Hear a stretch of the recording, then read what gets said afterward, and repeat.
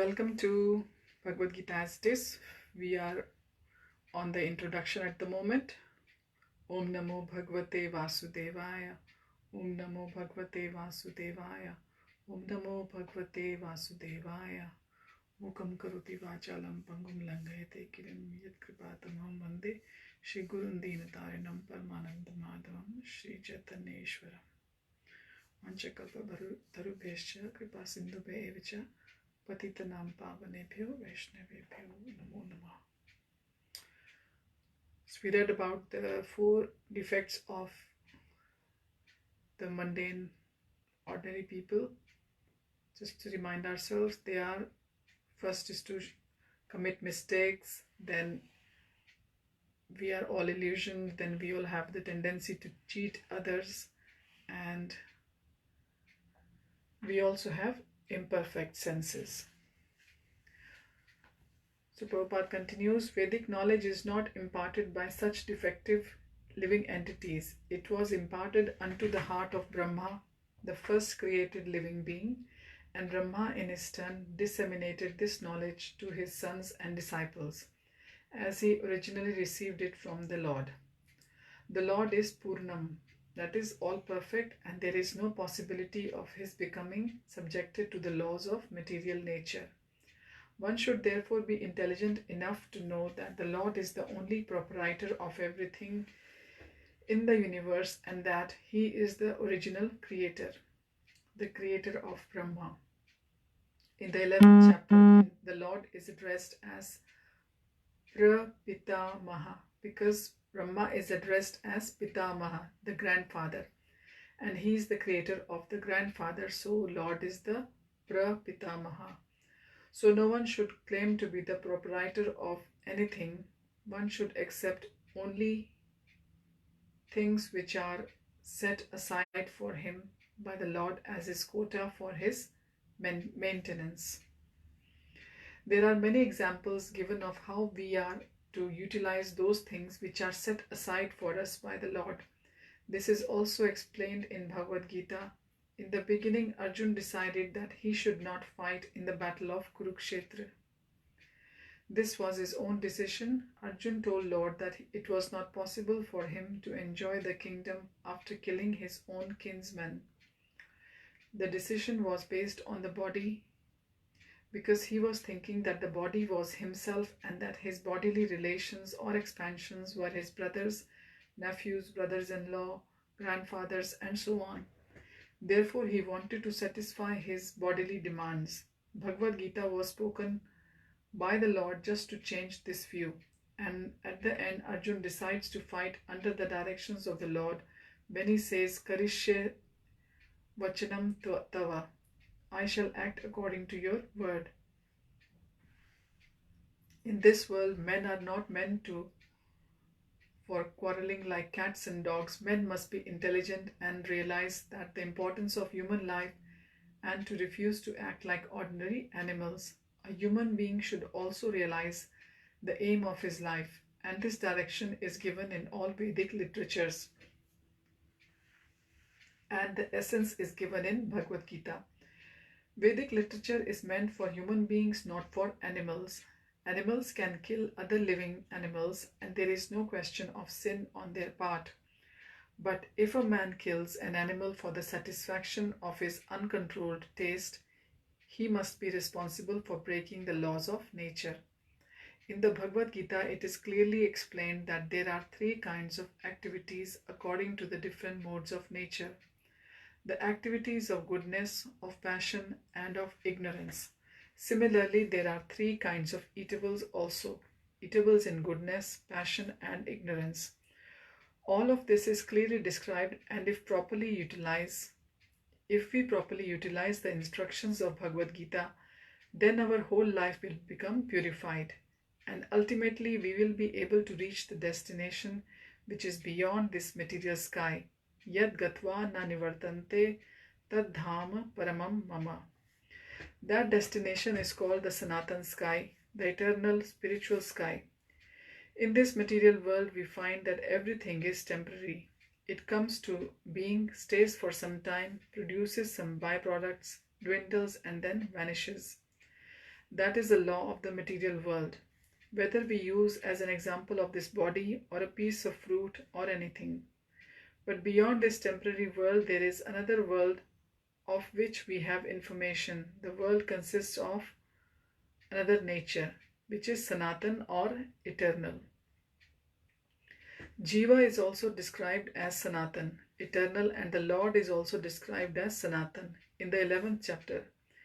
We have an intimate relationship with the Lord, and because we are all qualitatively one, the Sanatan Dham or sky, the Sanatan Supreme Personality, and the Sanatan living entities, the whole purpose of Bhagavad-Gita is to revive our Sanatan occupation or Sanatan Dharma, which is the eternal occupation of the living entity.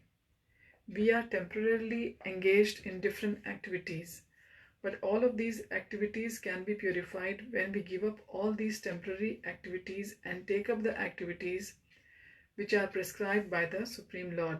That is called our pure life.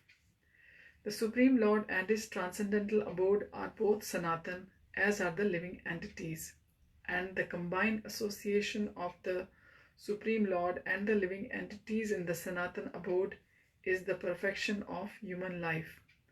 The Lord is very kind to the living entities because they are His sons. Lord Krishna declares in Bhagavad-Gita, Sarva Yonisho Aham Bija Prada Pita, I am the father of all. Of course, there are all types of living entities according to their various karmas, but here the Lord claims that He is the father of all of them. Therefore, the Lord descends to reclaim all of these fallen, conditioned souls, to call them back to the Sanatan eternal sky, so that the Sanatan living entities may regain their eternal Sanatan positions in eternal association of the Lord. The Lord comes Himself in different incarnation, or He sends His confidential servants as sons or His associates or acharyas to reclaim the conditioned souls. Therefore, Sanatan Dharma does not refer to any sectarian process of religion. It is the eternal function of the eternal living entities in relationship with the eternal Supreme Lord. Sanatan Dharma refers, as stated previously, to the eternal occupation of the living entity. Sripad Ramanujacharya has explained the word Sanatan as that which has neither beginning nor end. So when we speak of Sanatan Dharma, we must take it for granted on the authority of Sripad Ramanujacharya that it has neither beginning nor end. The English word religion is a little different from Sanatan Dharma. Religion conveys the idea of faith, and faith may change. One may have faith in a particular process and he may change his faith and adopt another. But Sanatan Dharma refers to that activity which cannot be changed. For instance, liquidity cannot be taken from water, nor can heat be taken from fire. Similarly, the eternal function of the eternal living entity cannot be taken from the living entity. Sanatan Dharma is eternally integral with the living entity. When we speak of Sanatan Dharma, therefore, we must take it for granted on the authority of Sripad Ramanujacharya that it has neither beginning nor end. That which has neither end nor beginning must not be sectarian, for it cannot be limited by any boundaries. Those belonging to some sectarian faith will wrongly consider that Sanatan Dharma is also sectarian. But if we go deeply into the matter and consider it in the light of modern science, it is possible for us to see that Sanatan Dharma is the business of all the people of the world, nay, of all the living entities of the universe. Non-Sanatan religious faith may have some beginning in the annals of human history, but there is no beginning to the history of Sanatan Dharma, because it remains eternally with the living entities. In so far as the living entities are concerned, the authoritative Shastras state that the living entity has neither birth nor death. In the Gita it is stated that the living entity is never born and he never dies. He is eternal and indestructible, and he continues to live after the destruction of his temporary material body. In reference to the concept of Sanatana Dharma, we must try to understand the concept of religion from the Sanskrit root meaning of the word dharma, which refers to that which is constantly existing with a particular object. We conclude that there is heat and light along with the fire. Without heat and light, there is no meaning to the word fire. Similarly, we must discover the essential part of the living being, that part which is his constant companion. That constant companion is his eternal quality, and that eternal quality is his eternal religion. When Sanatana Goswami asked Sri Chaitanya Mahaprabhu about the Swarup of every living being, the Lord replied that the Swarup or constitutional position of the living being is the rendering service to the Supreme Personality of Godhead. If we analyze this statement of Lord Chaitanya's, we can easily see that every living being is constantly engaged in rendering service to another living being. A living being serves another living being in various capacities.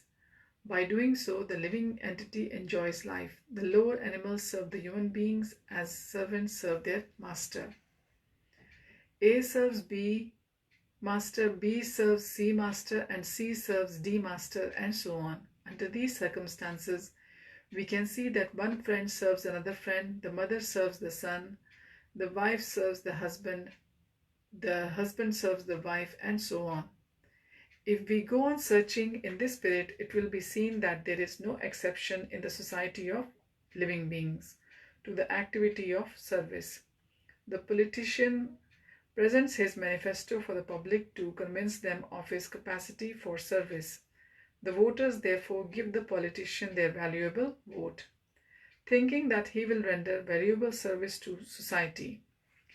The shopkeeper serves the customer, and the artisan serves the capitalist. The capitalist serves the family, and the family serves the state in terms of the eternal capacity of the eternal living being.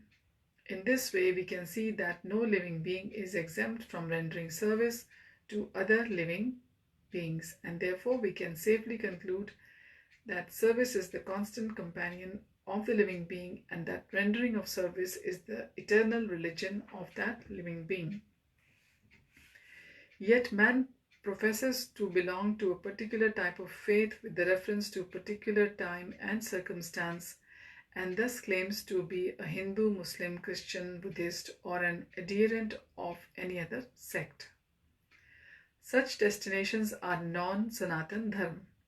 A Hindu may change his faith to become Muslim, or Muslim may change his faith to become a Hindu, or a Christian may change his faith, and so on. But in all circumstances, the change of religious faith does not affect the eternal occupation of rendering service to others. The Hindu, Muslim, or Christian in all circumstances is servant of someone. Thus, to profess a particular type of faith is not to profess one's Sanatana Dharma. The rendering of service is Sanatana Dharma. Factually, we are related to the Supreme Lord in service.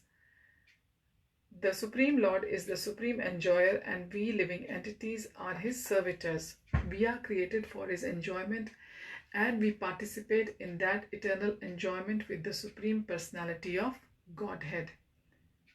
We become happy. We cannot become happy otherwise. It is not possible to be happy independently, just as no part of the body can be happy without cooperating with the stomach.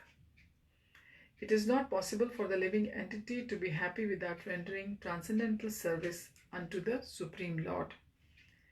In the Bhagavad-Gita, worship of different demigods or rendering service to them is not approved.